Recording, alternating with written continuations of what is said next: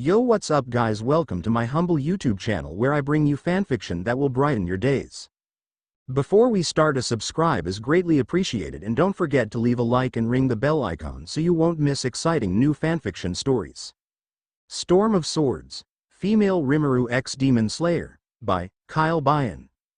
Chapter 3, Training and Fox's Rimuru Pav. I woke up the next day and looked around the room. I saw Mr. Urokodaki treating Tanjiro's wounds. He told me that he'll let Tanjiro recover from his injuries today, and the training will start tomorrow. After breakfast, Mr. Urokodaki and I explained to Tanjiro everything he would know about the Corps, and to become a member we'd have to survive the final selection process on Mount Fujikasane, and it's Mr. Urokodaki's job to decide when we are allowed to enter.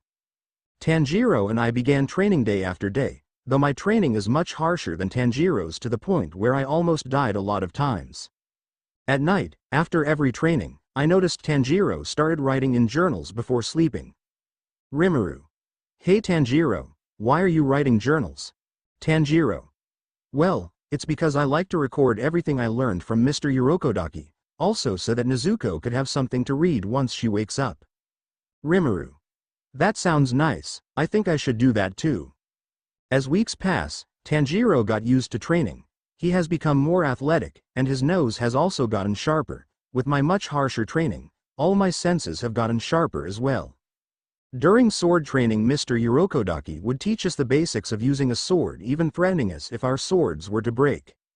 After we learned how to wield the sword properly, we were trained on how to be able to fight even with unstable footing, which usually ends up with us getting brushed after falling down a bunch on times, and to get up as fast as possible. After more weeks passed, we were getting used to getting thrown around. We now started combat training, where we have to fight Mr. Urokodaki as if we were trying to kill him, while Tanjiro had to fight against a bare-handed Urokodaki who would only use defensive techniques. I had to fight Mr. Urokodaki, who will actually fight back. Then comes the time when he would teach us all 10 forms in water breathing. Tanjiro had a hard time figuring out how the forms work at the beginning. I had a much harder time, as I not only have to learn and practice using water breathing, but I also had to keep practicing my wind breathing. During the time when Mr. Urokodaki was supposed to teach Tanjiro total concentration breathing, he had me teach Tanjiro, as I already knew how while he worked on my training regime. Wanting a little stress relief whenever Tanjiro made a mistake in total concentration, I'd hit him in the stomach harder than normal. Tanjiro. Hey Rimuru. Yeah? Tanjiro. Are you using my mistakes as an excuse to relieve some stress by hitting me harder than normal? Rimuru. Whatever do you mean? Tanjiro. Well, you're giving off the scent of anger, which kept growing weaker and weaker. Rimuru. Damn, his nose is sharp. No way, I just want you to get stronger. I gave Tanjiro my sweetest smile to distract him. Tanjiro. Well, I guess I can trust your judgment. Tanjiro turned away, blushing. Tanjiro. Yeah, she's definitely using me as stress relief, and that smile of hers makes getting mad at her rather difficult. Our next lesson was to become one with water, so he tossed us in a lake from a cliff. Days later, Mr. Urokodaki told me never to stop using total concentration breathing, which hurts my lungs, but I gradually got used to it. 6 months have passed and Nezuko haven't woken up yet. Mr. Urokodaki called a doctor to check her out, which confused me a little since she's a demon, but didn't question it, as Tanjiro and I were worried. After examining Nezuko, the doctor found nothing wrong. Worried that Nezuko could suddenly die, Tanjiro and I slept close to her. After a year has passed, Mr. Urokodaki stopped training us, and he led us to a massive boulder. Urokodaki. Tanjiro, if you could cut this boulder in 2, I'll allow you to enter the final selection. Tanjiro made a deadpan stare for a moment, trying to process his instructions. Tanjiro. Is it really possible for a sword to cut through that? Rimuru. That's crazy.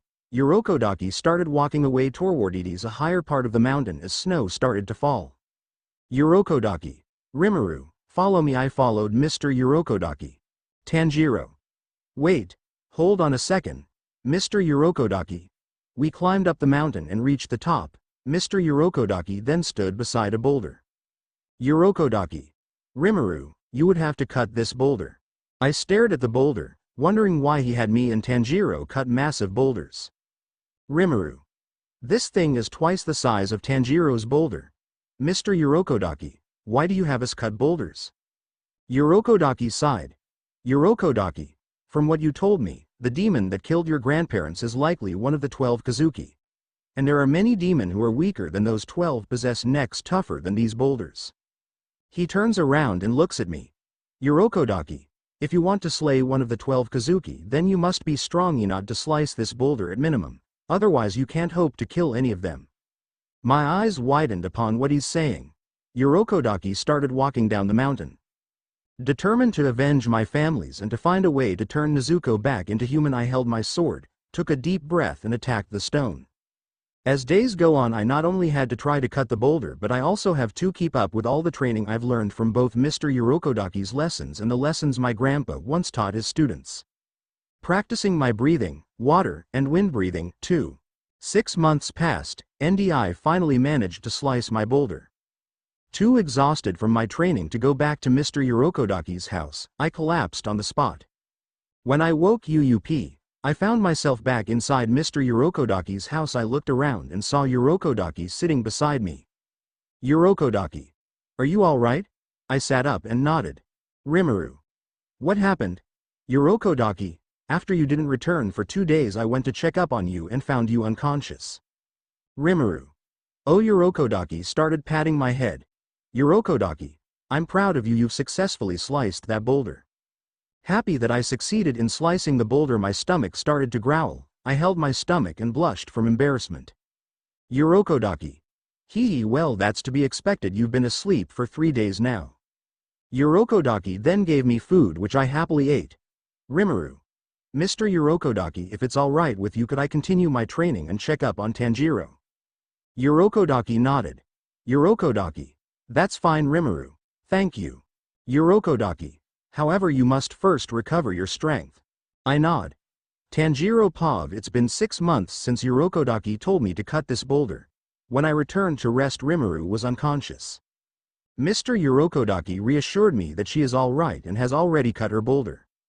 For Nezuko and Rimuru's sake, I worked much harder, but got so frustrated that I haven't made any progress. I started banging my head against the boulder. Tanjiro. At this rate, I'll just end up holding Rimuru back while she tries to find a way to save Nezuko. I keep banging my head on the boulder. Tanjiro. Come on, Tanjiro. You can't hold Rimuru back. Silence. I flinched, and looked up and saw a boy wearing a kitsune mask sitting on the boulder. It's unseemly to whine, so knock it off, Tanjiro. Who is this guy? He has no scent, and what's with the mask? A demon slayer. Bear their suffering in silence. He stood up. Isn't that what you want to be? He leapt off the boulder, then did a flip raising his wooden sword. Then start acting like it. I blocked his attack, but he spins, then delivered a kick sending me to the side. You're slow, weak, and immature. That's not what I call a demon slayer. Tanjiro. What do you think you're doing? Trying to figure out what you think you're doing. Tanjiro. What do you mean? I'm training. How long do you plan to keep sitting? Get up and take a fighting stance. I quickly got up and took a fighting stance. He then motions for me to attack him. Come on, then take your best shot, Tanjiro. But your sword is made of wood, I could hurt you. He lowered his hand and started chuckling, which goes on to become a full-on laugh. Tanjiro. Huh? How thoughtful of you. I'm grateful of your concern, but do you honestly think you're capable of giving me a scratch? He suddenly charged at me, swinging his sword. I barely managed to block it. Rest assured that I'm far stronger than you. I've already cut through my boulder. Tanjiro. So this guy is as strong as Rimuru. He then leapt around, barely keeping up with his moves. He then striked me, knocking me to the ground. You obviously haven't learned anything, and didn't master any of your training, especially not total concentration breathing. Didn't Urokodaki teach you? Tanjiro. He knows Urokodaki. Who is he? All you've ever done is memorize the information. Your body has no clue what to do. The other hand, your friend is impressive. She is much stronger than me, and she sliced her boulder in less time than me. Tanjiro. Wait, really? Her boulder is that much bigger? So what the hell have you been doing for the past year and a half? He started attacking me again and again, while I couldn't do anything but defend. All of it has to be hammered into your flesh. You have to make sure you never forget everything that Urokodaki and your friend taught you. Pound it to the marrow of your bones. Tanjiro. I'm trying, I'm giving it everything I've got every day. Except, I'm not getting anywhere. I'm not as strong as Rimuru, I don't think I could do it. You can. So man up. Don't you want to be a demon slayer? He knocked me back and kept attacking. There's nowhere else to go, but forward. Your friend has done nothing but moving forward, so give it your all and show me what you're capable of. I tried to attack, but he dodged it and swung his sword, hitting me in the chin, then I blacked out. When I woke up it was night and saw a petite girl sitting next to me. Tanjiro. Please tell me you saw that? The girl tilted her head slightly.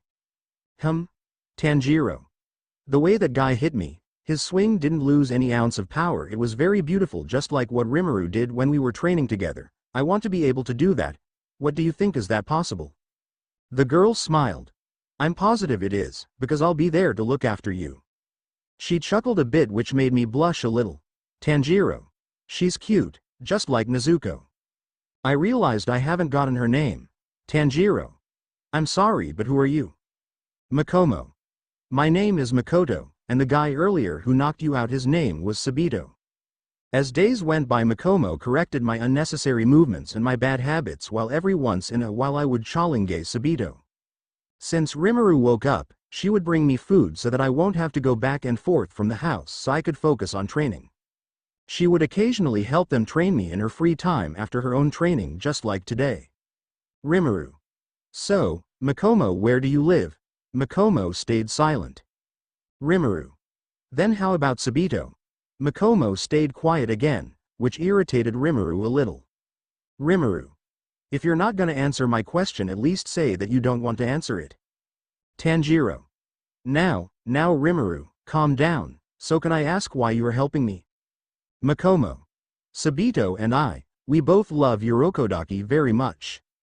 Months have passed and training has been harder. Eventually the day would come where I would challenge Sabito, but, this time, he was wielding a real sword. Sabito. After 6 months, finally, you're starting to look like a real demon slayer. Sabito drew out his sword as I drew out mine. Rimuru is acting as a referee while Makomo is standing next to her watching as our duel unfolds. Tanjiro. This is the day that I win, Rimuru inhaled as I took a deep breath. Rimuru. All right, begin. Rimuru raised her hand, signaling the start of our duel. We both kicked of the ground, preparing to strike each other. However, it was over in an instant. I suddenly picked up a mysterious scent and saw a thread connecting my blade to Sabito's mask. I swung my sword as the thread guided my strike, allowing my attack to land first, cutting Sabito's mask in half. As his mask falls, it revealed his face. As soon as I'd won, Sabito smiled, looking both happy and sad. His smile also looked relieved.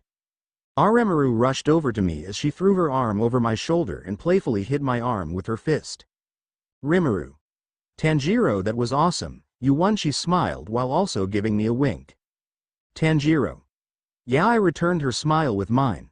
As fog suddenly appeared and grew thicker and thicker, Momoko spoke up, which grabbed our attention. Momoko. Tanjiro. Tanjiro. Momoko. You did amazing. Never forget about this. Momoko started to walk away in the fog. Momoko. Keep winning for me, Tanjiro, and beat that guy. As the fog started to clear, she also disappeared. Rimuru. What the? Alerted by Rimuru's sudden reaction, I looked ahead and was shocked as her Sabito gone, and that I was sure that I cut through his mask. Instead, I sliced my boulder in two.